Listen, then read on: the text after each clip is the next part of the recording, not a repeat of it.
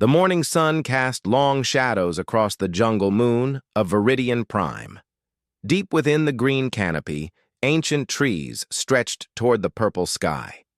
This was a world where death walked on silent feet, and only the strongest survived. Velthak stood at the edge of the ceremonial platform, his massive frame towering above the other young Kethvar. His scaled skin gleamed like polished bronze in the filtered sunlight. Sharp claws extended from his fingertips, each one capable of tearing through steel. His amber eyes burned with the fire of a predator born to hunt.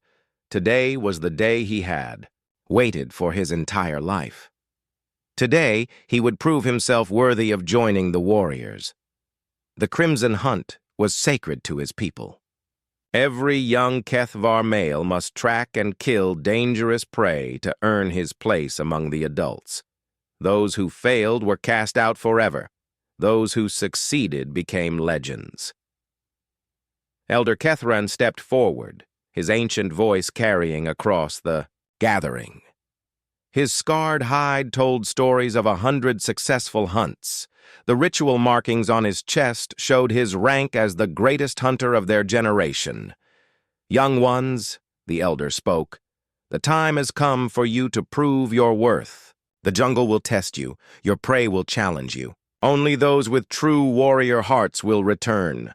Velthak's chest swelled with pride. He had trained for this moment since he could walk.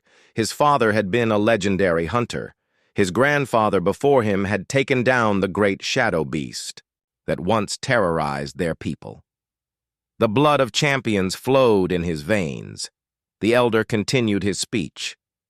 "Each of you will face a different challenge. The spirits have shown us visions of your prey.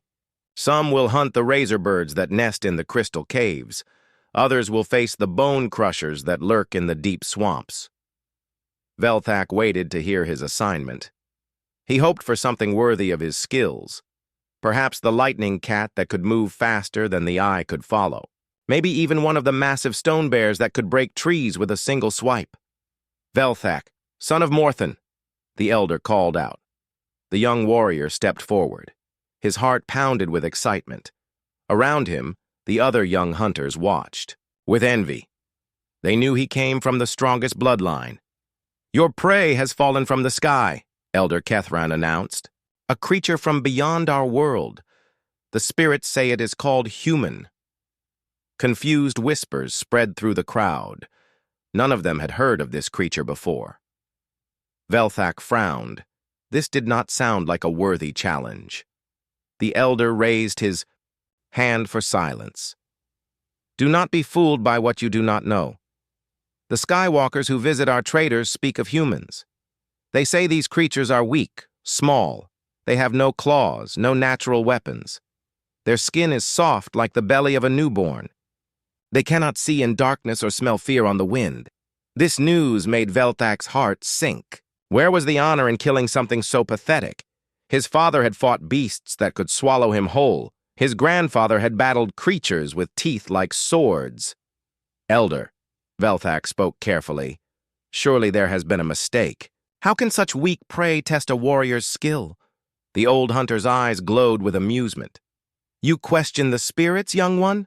Perhaps you are not ready for the Crimson Hunt after all." Heat rose in Velthak's chest. No one questioned his readiness. "I am ready, Elder. I will hunt this human and return before the next sunrise." "Good." Elder Kethran nodded. "But do not underestimate any prey, no matter how weak it appears. The jungle teaches us that even the smallest creature can surprise you." The ceremony continued as each young hunter received their assignment. Velthak barely listened. His mind was already planning his hunt. How hard could it be to track one small, weak creature with no natural defenses? As the sun reached its peak, the hunters were led to the edge of the settlement. There, Elder Kethran showed them a strange sight. Twisted metal and burning debris were scattered across a small clearing. The remains of what the humans called a spacecraft lay broken among the trees. The human sky nest crashed here 3 days ago, the elder explained.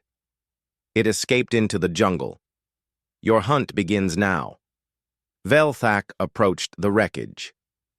Strange. Smells filled his nostrils. Metal and chemicals mixed with something else, something organic. He bent down and found tracks in the soft earth. They were small, much smaller than his own feet. The creature that made them weighed almost nothing. He followed the trail with ease. The human had stumbled through the underbrush like a blind animal. Broken branches and disturbed leaves marked its path clearly. This would be even easier than he thought. The tracks led deeper into the jungle. Velthak moved silently between the trees, his natural hunting instincts taking over. His thermal vision showed him the heat signatures of small animals scurrying, away from his presence. Birds called out warnings to each other as the apex predator passed below. But there was something strange about this trail. The human seemed to wander aimlessly at first, then suddenly the tracks became more purposeful. They led toward the river where prey animals came to drink. Velthak paused at the water's edge. The tracks disappeared at the muddy bank. He used his enhanced senses to search for any sign of his prey. There, across the river, fresh footprints led into the thick forest beyond. The human had crossed the water. That showed some intelligence, at least. Water would mask its scent and make tracking more difficult, but not impossible for a skilled hunter. As Velthak prepared to cross the river, he noticed something else. The footprints on the far side were different somehow. They seemed more careful, more deliberate, as if the creature that made them was learning. He dismissed the thought. Learning required intelligence, and everyone knew humans were simple creatures. They relied on their machines because they were too weak and stupid to survive on their own. The young Kethvar entered the water with confidence. The current was strong, but his powerful muscles carried him across easily. On the other side, he picked up the trail again. Now, the hunt truly began. As evening approached, Velthak found himself deeper in the jungle than he had expected. The human's trail wound through difficult terrain, sometimes doubling back, sometimes leading toward dangerous areas where even Kethvar rarely ventured, but he was gaining ground. The tracks were fresher now. His prey was only hours ahead. Soon, very soon, he would complete his first kill and return home as a true warrior. Then everyone would see that the blood of champions still ran strong in his family line. The moon rose full and bright above the canopy. Perfect hunting weather. Velthak smiled, showing rows of sharp teeth. By dawn, this strange creature called human would be nothing more than a trophy to mark his entry into adulthood. He had no way of knowing that somewhere ahead of him, Kim Taeho was making his own plans. The human xenobiologist had spent 3 days learning about his new environment. He knew he was being hunted, and he had no intention of dying easily.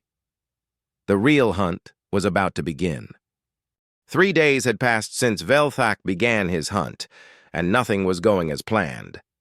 The young Kethvar crouched beside a stream, studying the muddy ground with growing confusion. The human's tracks were there, clear as daylight, but they led in 3 different directions at once. This made no sense. How could one creature walk in 3 paths at the same time? Velthak examined each trail carefully. His keen eyes noticed something strange. One set of tracks was deeper than the others. Those were the real footprints. The other 2 sets were lighter, more shallow. Someone had made fake tracks using pieces of the crashed spacecraft. His prey was trying to confuse him. The realization hit Velthak like a cold wind. This human was not stumbling blindly through the jungle anymore. It was thinking, planning, using tricks that even some Kethvar hunters might fall for. But Velthak was not just any hunter. He came from the greatest bloodline. He would not be fooled by simple tricks. He chose to follow the deepest tracks. They led along the stream bank toward a cluster of tall rocks. Perfect place for an ambush, Velthak thought. His prey was probably hiding there, waiting to surprise him. The young warrior moved with extra caution now, his claws extended fully, his thermal vision scanned every shadow. If the human wanted to fight, Velthak would give it a quick death. But when he reached the rocks, he found only more confusion. The track circled the area 3 times, then disappeared completely. It was as if the human had simply vanished into thin air. Velthak spent an hour searching every crack and crevice. Nothing. No scent, no heat signature, no sign that any creature had passed this way recently. He was beginning to understand that. He had underestimated his prey. Meanwhile, 30 meters above his head, Kim Tae-ho clung to the branches of a massive tree. The human xenobiologist had watched the entire search through gaps in the leaves. His heart pounded, but he remained perfectly still.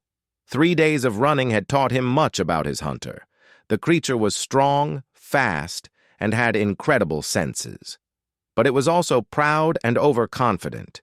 It expected its prey to behave like a frightened animal.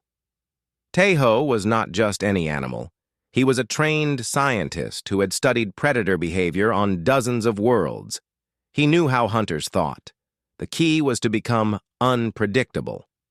After the Kethvar moved away from the rocks, Tae-ho climbed down carefully.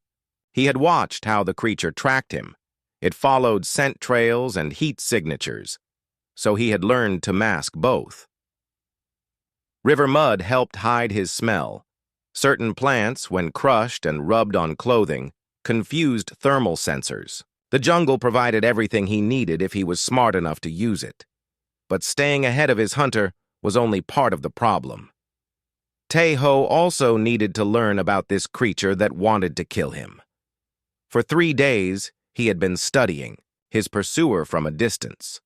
The creature was clearly intelligent. It moved with purpose and skill. It used tools, even if they were just natural weapons. Most importantly, it followed patterns. Every hunter had patterns. Tae-ho had made it his life's work to understand them. This particular hunter checked water sources at dawn. It rested during the hottest part of the day.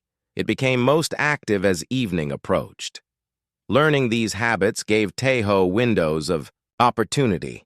During one of these windows, he had managed to get close enough to hear the creature making sounds. Not random noises, but organized vocalizations.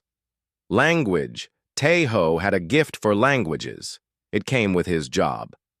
After listening carefully, he began to pick out repeated sounds. Simple words. Hunting calls, he realized. Now, as Velthak searched the rocks below, Tae-ho made a decision that would change everything. He cupped his hands around his mouth and made a sound. A perfect copy of one of the hunting calls he had heard his pursuer use. The effect was immediate. Velthak froze in place, his head snapping upward. His amber eyes scanned the trees with new intensity. Tae-ho called again, using a different sound. This one seemed to mean something like, "Where are you?" based on when he had heard it used. For the first time since the hunt began, Velthak spoke in a voice loud enough for his prey to hear. "You speak the warrior tongue?" The words came out in the Kethvar language, but Tae-ho could guess their meaning from the tone. Taking a deep breath, Tae-ho tried to respond. His pronunciation was terrible, but he managed to form words that sounded close to what he had heard. "You hunt with honor," he called down, hoping he was saying something respectful. The silence that followed was complete. Even the jungle sounds seemed to stop. Velthak stood motionless, staring up at the tree where the voice had come from. In all the stories passed down through generations of Kethvar hunters, there was no tale of prey that spoke back to its predator. This was something completely new, something that should not be possible, but it was happening. Tae-ho used this moment of shock to slip away through the upper branches. He had learned to move through the treetops like the native creatures. His lighter weight let him use branches that would not support the massive Kethvar. When Velthak finally climbed up to investigate, he found only empty branches and the lingering scent of his prey. But everything had changed now.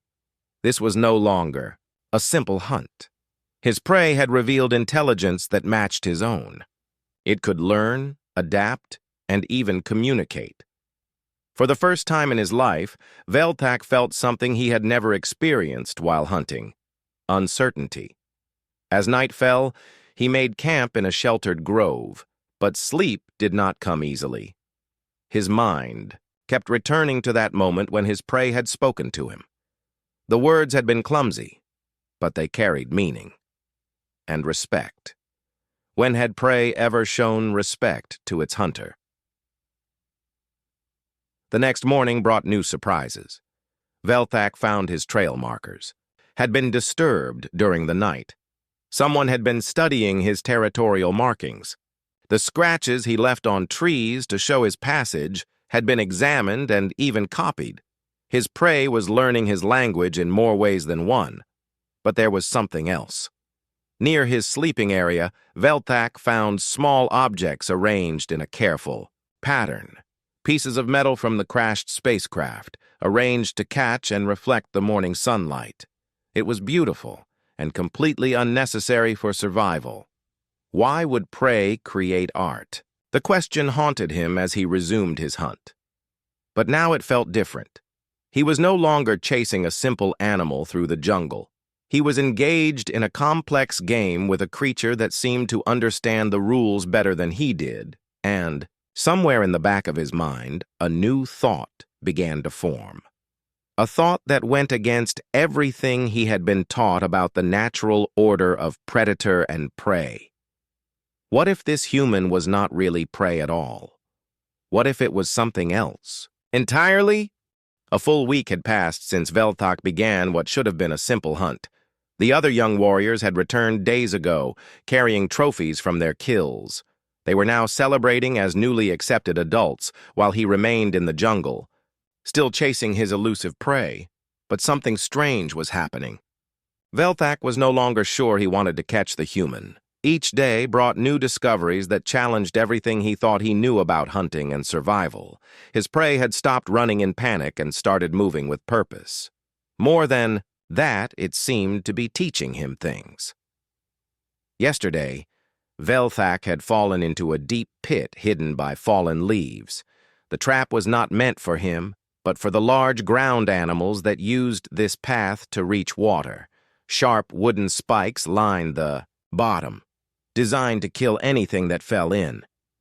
But when Velthak crashed through the covering, he found that someone had removed most of the spikes. Soft grass and leaves cushioned his landing instead of deadly points. Near the edge of the pit, rough steps had been carved into the earth to help him climb out. The human had been here first. It had seen the trap and made it safe. Why would prey protect its hunter? As Velthak climbed out of the pit, he found more evidence of his prey's strange behavior. A crude shelter had been built nearby using branches and leaves. Inside were things that made no sense: containers filled with clean water, fruits that were safe to eat, even primitive medical supplies made from jungle plants. It was as if the human had prepared a resting place for him. That evening, as Velthak made his own camp, he heard sounds in the distance. His thermal vision showed him a group of dire stalkers moving through the trees. These pack hunters were dangerous even for an adult HFY. Their poison fangs could kill in minutes, and they attacked in coordinated groups that surrounded their victims. The pack was moving toward the area where Velthak had last seen signs of his prey. Without thinking, he found himself running through the darkness. Not to catch the human before the dire stalkers found it, but to warn it of the danger. When had he started caring whether his prey lived or died? He reached a small clearing just as the pack surrounded a tall tree. High in the branches, Kim Tae-ho pressed himself against the trunk, trying to stay out of reach of the snapping jaws below. The dire stalkers had found him first. Velthak watched from the edge of the clearing as the human tried to defend himself. Tae-ho had made a spear from a broken branch and sharpened metal. He thrust it at any dire stalker that climbed too high, but there were too many of them. Then the human did something that shocked Velthak completely.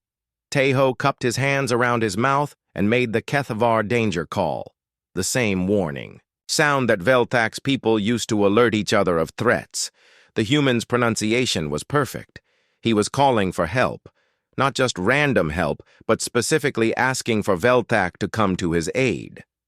For a moment, Velthak hesitated. This went against every instinct of a hunter. Prey did not ask predators for protection. The natural order did not work that way. But as he watched the human fight desperately against impossible odds, Velthak realized something important.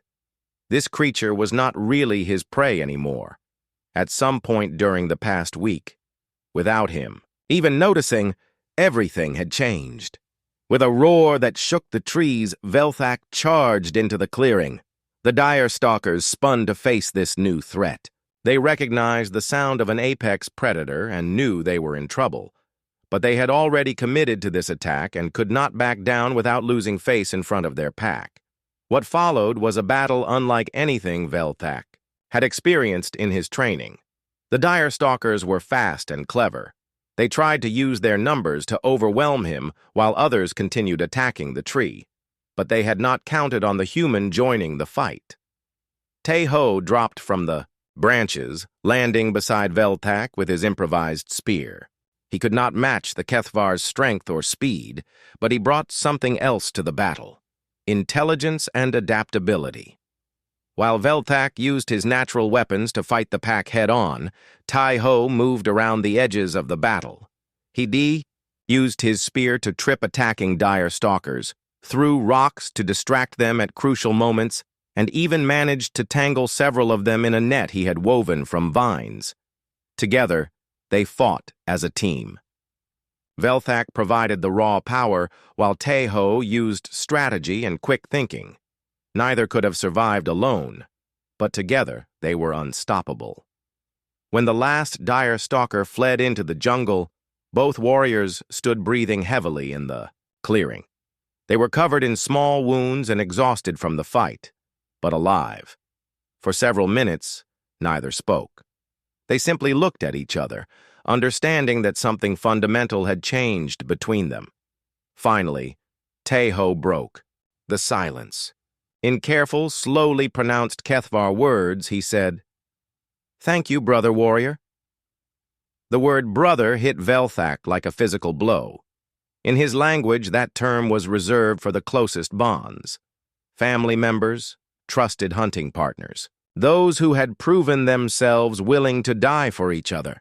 Never had it been used between different species. But as Velthak looked at this small, soft creature who had just fought beside him against deadly enemies, he could not think of a better word to describe what had happened between them.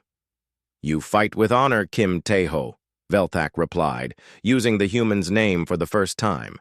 He had learned it from listening to the sounds the human made when he thought he was alone. They made camp together that night, not hunter and prey, but two survivors sharing the same fire. As they tended their wounds and shared food that Tae-ho had gathered, Velthak began to understand what the human had been doing all week. Every trap made safe, every shelter prepared, every warning given had been acts of teaching. The human had been showing him that there were different kinds of strength. The power to destroy was impressive, but the wisdom to protect and preserve was greater. Looking across the fire at his former prey, Velthak realized that this strange creature had taught him more about being a true warrior in 1 week than years of traditional training had accomplished. But now he faced an impossible problem. How could he return to his people and explain what had happened? How could he complete a ritual that required him to kill someone who had become like a brother? And what would happen when the human's own people came looking for him? The hunt was supposed to end with death. Instead, it had created something entirely new, something that neither of their species had ever experienced before. As the fire burned low and the jungle sounds surrounded them, Velthak wondered if some hunts were never meant to end with killing. Maybe some hunts were meant to end with understanding. After their battle with the dire stalkers, something had shifted between Velthak and Tae-ho. The pretense of hunter and prey had disappeared. What remained was harder to define, but impossible to ignore. They traveled together now, no longer playing. The ancient game of pursuit. Velthak told himself he was still tracking his quarry, but both of them knew better. They had become something his people had no word for: companions. The human continued to amaze him daily. When they reached a wide river that Velthak would have simply swum across, Tejo showed him how to build a raft using fallen logs and vine ropes. The construction was clever and took much less energy than swimming. "Why do you know this?" Velthak asked as they floated across the current. Tejo smiled, an expression Velthak was learning to recognize. "My people study other worlds. We learn to survive in many places. Each world teaches different lessons. What has this world taught you?" The human was quiet for a long moment, watching the jungle pass by. "That strength comes in many forms. Your people are strong in body. Mine are strong in mind, but together we are stronger than either alone." This idea troubled Velthak. His culture taught that there was only one kind of strength that mattered: the power to kill your enemies and protect your family. But watching Tejo solve problems with intelligence instead of violence was changing his understanding. When they made camp that evening, Tejo began teaching him things that no Kethvar had ever learned. How to purify water by boiling it with hot stones, how to identify which plants could heal wounds and which ones were poisonous, how to predict weather changes by watching cloud patterns and animal behavior. In return, Velthak shared knowledge that had been passed down through generations of his people.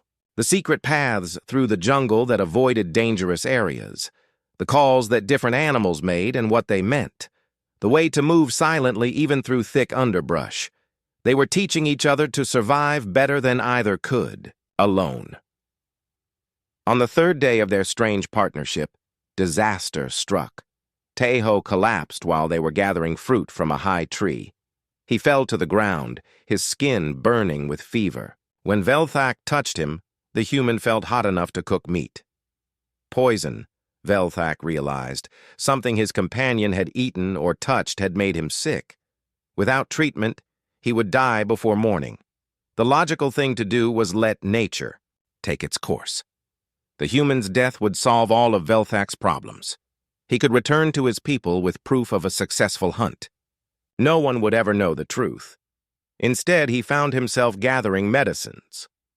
Velthak had never cared for a sick creature before, but he remembered watching the healers in his village. He crushed fever-reducing plants into paste and spread it on Tejo's skin. He made broths from roots that fought poison. He kept the human warm when chills shook his body, and cool when the fever spiked too high. For 3 days and nights, Velthak barely slept. He carried water to his patients, lips drop by drop. He held Tejo steady when convulsions racked his small frame. He sang the healing chants his mother had taught him as a child, even though he had never believed they worked. During the worst moments, when Tejo's breathing became so shallow it almost stopped, Velthak found himself speaking to the spirits of his ancestors. "Do not take him yet," he whispered in the darkness. "He has much still to teach." On the 4th morning, the fever broke. Tejo opened his eyes and looked up at Velthak with clear vision for the first time in days. "You stayed," the human said in a voice rough from illness.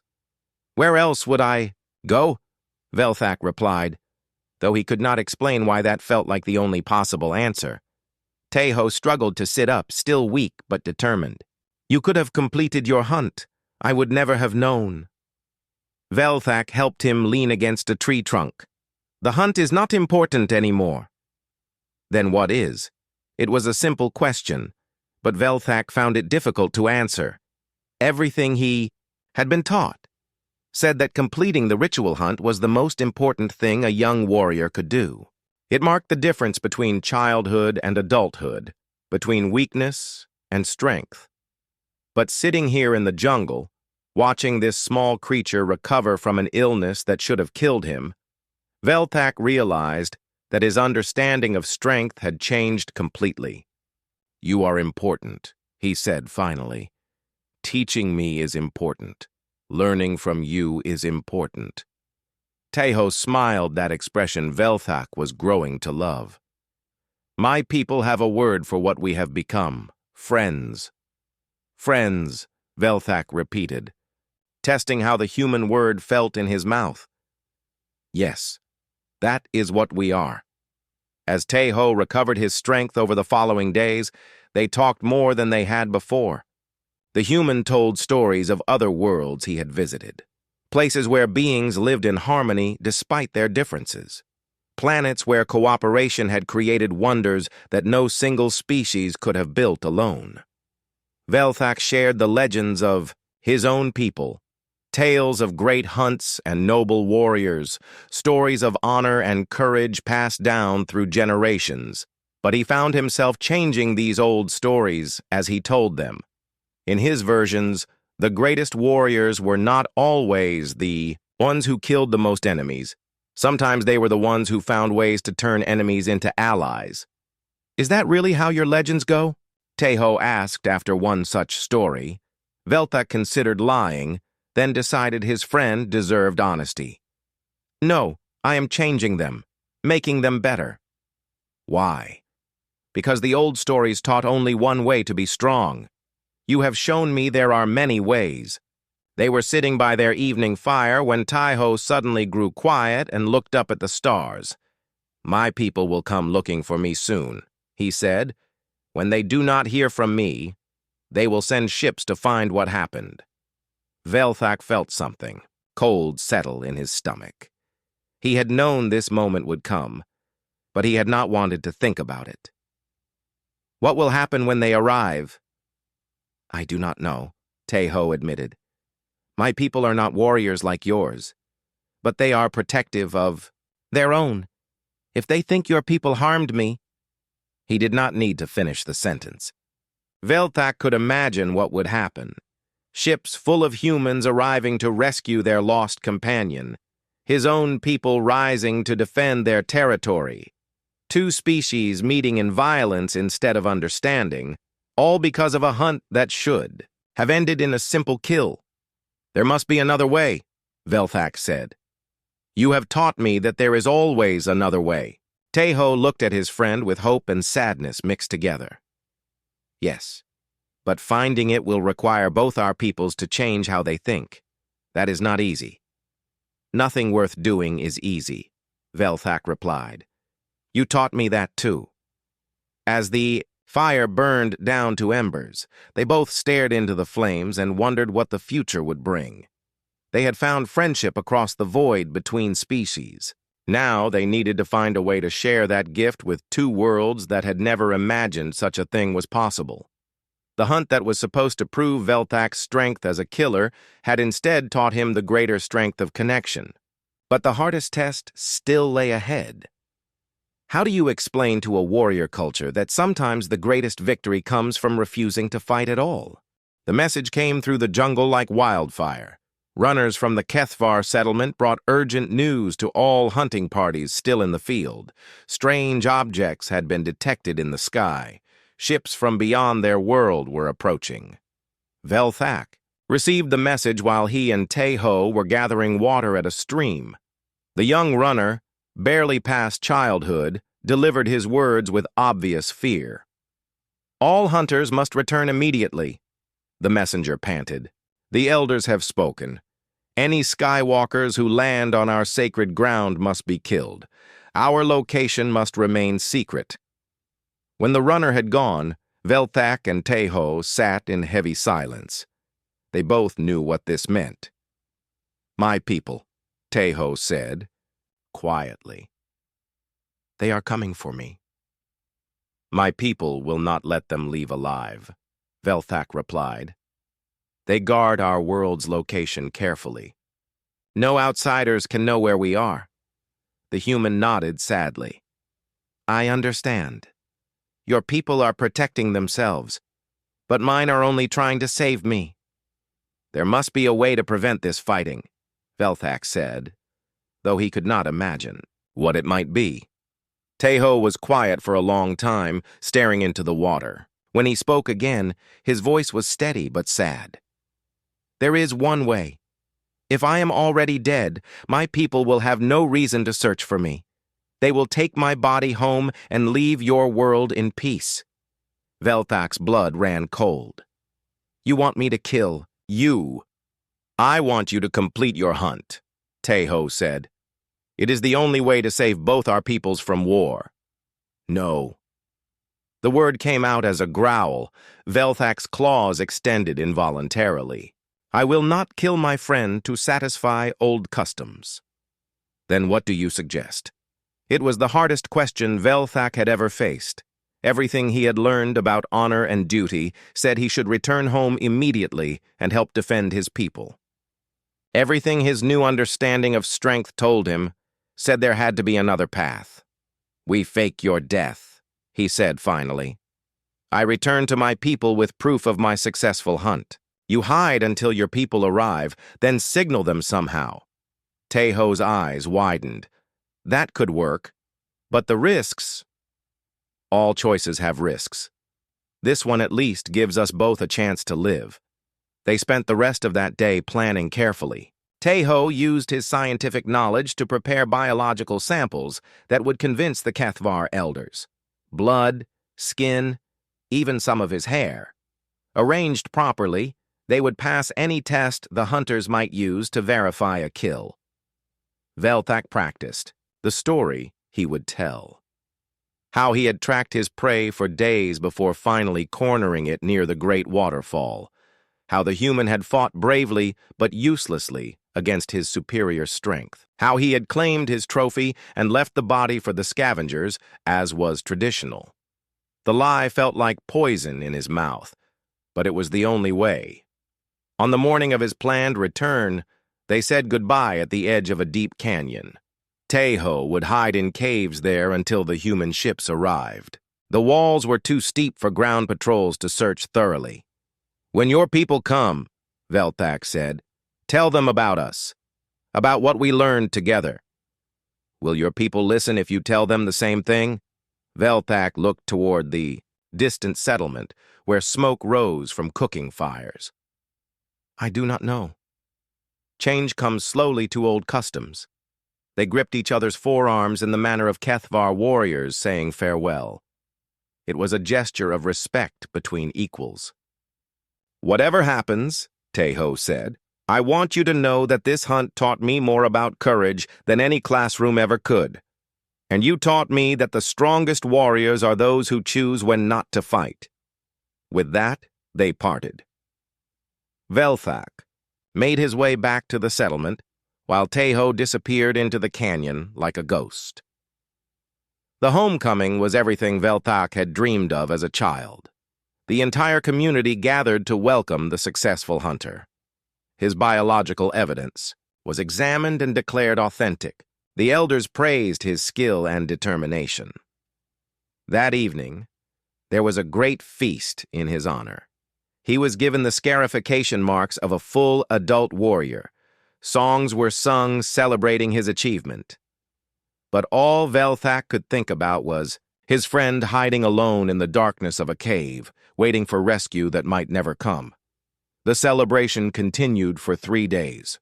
On the third night, as the last of the revelers finally went to their homes, Elder Kethron approached Velthak. "You have done well, young warrior," the old hunter said, "but I sense something troubles you. The burden of your first kill, perhaps?" Velthak almost laughed at the irony. If only the elder knew how accurate that guess was. "The hunt changed me," he said carefully. "I learned things I did not expect to learn. That is the way of all true hunts. They teach us who we really are." The next morning brought urgent news. The sky ships had entered their atmosphere and were descending toward the jungle. 3 vessels, armed and ready for battle. The Kethvar war parties assembled quickly. Every adult warrior took up weapons and prepared to defend their territory. Their plan was simple: destroy the ships before they could land and search for survivors. Velthak joined his assigned war party, but his heart was not in the coming battle. Somewhere out there, Tai-Ho was probably watching those same ships and hoping they would find him before the Kethvar found them. As they moved through the jungle toward the expected landing site, Velthak made his own plans. When the fighting started, he would try to reach the ships first. Maybe he could prevent the worst of the violence. Maybe he could find a way to turn this potential disaster into something better. But as the alien ships touched down in a clearing, only a few kilometers from Tai-Ho's hiding place, Velthak realized that all his careful plans might not be enough. The humans had come in force and they looked ready for war. The first Kethvar war party was already moving to attack positions. In minutes, beings from two different worlds would start killing each other over a misunderstanding, unless someone did something to stop it. Velthak looked at the weapons in his hands, then at the path that led toward the landing site. He had been trained his whole life for battles like this one. Every instinct screamed at him to fight alongside his people, but Tai-Ho had taught him that sometimes the hardest choice was also the right choice. Taking a deep breath, Velthak broke away from his war party and ran toward the ships, not to attack them, but to stand between two forces that were about to destroy each other. He was about to do something that had never been done in Kethvar history. He was going to try to make peace with strangers while his own people considered him a traitor for not fighting. The young warrior who had begun this hunt, seeking to prove his strength, was about to discover that the greatest test of strength was yet to come. The morning air crackled with tension as two forces prepared for battle in the jungle clearing. 3 human ships sat in a triangle formation, their weapons powered and ready. Around them, hidden in the thick undergrowth, 40 Kethvar warriors waited for the signal to attack. Neither side could see the other clearly, but both knew death was only moments away. Then something happened that no one expected. A lone figure emerged from the jungle between the two forces. Velthak walked slowly into the open ground, his hands raised and empty of weapons. Behind him, he carried what appeared to be a body wrapped in jungle vines. Both sides froze in confusion. This was not part of anyone's battle plan. Captain Park, Sora, commander of the human rescue mission, watched through her ship's sensors as the massive reptilian figure approached. Her finger hovered over the weapon controls, ready to fire if this was some kind of trick. "Ma'am," her communications officer called out, "that thing is trying to say something. It's using some kind of translator device." The words that came through. Their speakers were rough and heavily accented, but understandable. "I bring the human Kim Tai-Ho. I am Velthak of the Kethvar. I wish to speak." Captain Park's heart stopped. After 2 weeks of searching, someone had finally found Tai-Ho. But from the way the alien carried him, it looked like they were too late. "This is Captain Park Sora of the human exploration vessel Harmony," she broadcast back. "We have come to recover our lost crew member. Please state your intentions." Velthak set his burden down gently in the center of the clearing. "I hunted Kim Tai-Ho for many days, but hunt changed us both. He is not prey. He is kin." The word kin sent a ripple of shock through both groups. In the jungle, Elder Kethrin and his warriors could hardly believe what they were hearing. In the ships, Captain Park struggled to understand what this alien was trying to tell them. "Kin?" she repeated. "What do you mean?" Velthak looked directly at the ship where her voice was coming from. "In my language, kin means family, blood family or chosen family, those who protect each other, those who teach each other, those who would die for each other." As he spoke, the bundle he had carried began to move. To everyone's amazement, Kim Tai-Ho sat up and pushed away the vines that had covered him. He was alive, thin and marked by his weeks in the jungle, but clearly unharmed. "Sora!" Tai-Ho called out, using his friend's first name. "Do not attack! These people saved my life!" The relief in Captain Park's voice was clear as she responded. "Tai-Ho! Thank the stars you are alive! Are you injured? Are you being held prisoner?" "Neither," Teho replied, getting to his feet and standing beside Velthak. "I am here by choice. This warrior could have killed me many times, but instead, he chose to protect me. He chose to learn from me, and I learned from him." From the jungle came angry voices, speaking in the Kethvar language. The hidden warriors were demanding to know why Velthak was talking to the invaders instead of fighting them.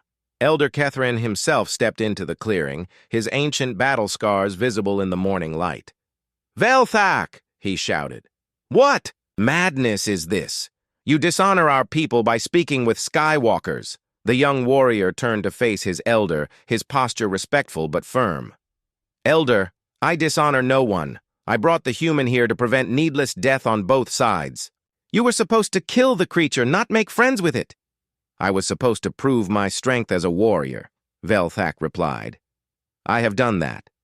But I learned that the greatest strength is not the power to destroy. It is the wisdom to know when destruction serves no purpose."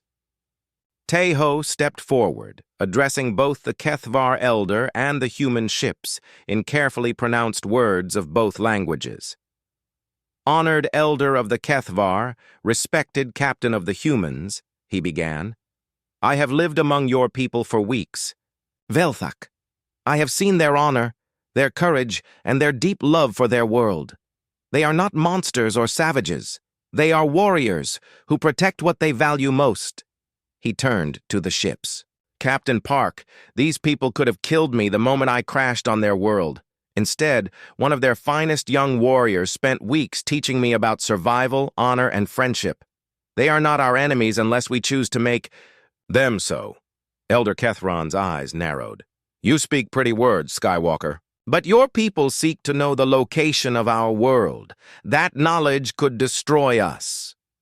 Captain Park's voice came through the speakers again. "With respect, Elder, we came here only to find our lost crew member.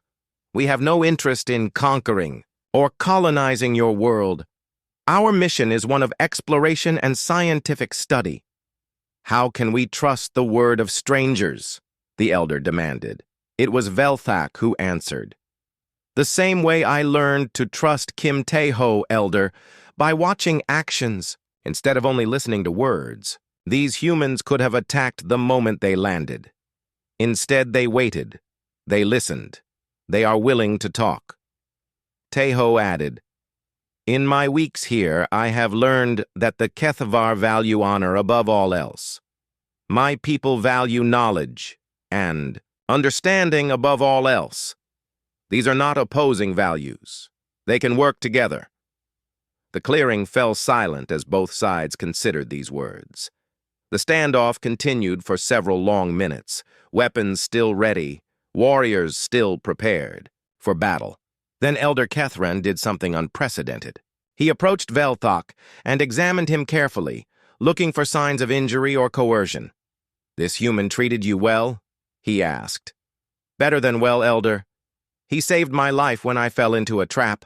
He fought beside me against dire stalkers. He taught me skills that made me a better warrior and a wiser person." The old hunter's eyes moved to Teho. "And you, Skywalker? How did this one treat you?" "He protected me when he could have killed me," Teho replied. "He cared for me when I was sick. He risked his own life to save mine. In my culture, such actions create bonds stronger than blood." Elder Kethron was quiet for a long time. When he finally spoke, his voice carried the weight of centuries of tradition. "Never in our history has prey become kin. Never has a hunt ended in friendship rather than death. This is—" He paused, searching for words. "This is something new. Captain." Park's voice was gentle but urgent. "Elder, our two peoples do not have to be enemies. What your young warrior and our scientist have discovered could be the beginning of something wonderful. An alliance, a friendship between worlds. Such things are not decided in one day," Elder Kethron replied. "Trust must be earned slowly." "Then let us begin earning it," Teho said. I request permission to remain on your world as an ambassador, to continue learning about your people while teaching them about mine. Velthak stepped forward. And I request permission to visit the human worlds, to learn about their ways and serve as voice for my people. The two friends looked at each other and smiled. The hunt that had brought them together was ending, but their friendship would continue. Elder Ketharan looked around the clearing at warriors from two different worlds, no longer pointing weapons at each other but listening to words of peace. Very well, he said finally. Let us try this new path, but slowly, carefully, with honor. Captain Park's relief was evident in her voice. Agreed, Elder, with honor. As the sun climbed higher over the jungle canopy, the first treaty between humans and Kethvar was negotiated in a jungle clearing on a world whose name would soon be known to both peoples. The predator who had faced the human in the hunt had indeed returned as kin. But more than that, he had returned as a bridge between worlds, carrying with him the knowledge that the greatest victories come not from conquest, but from connection. Years later, when historians of both species wrote about this moment, they would call it the day the universe became a little less lonely, the day two peoples looked across the void between worlds and chose friendship over fear. And it all began with a hunt that ended not in death, but in the discovery that enemies can become family, if only they are brave enough to see past their differences to the heart that beats beneath alien skin. The hunt was over. The friendship had just begun.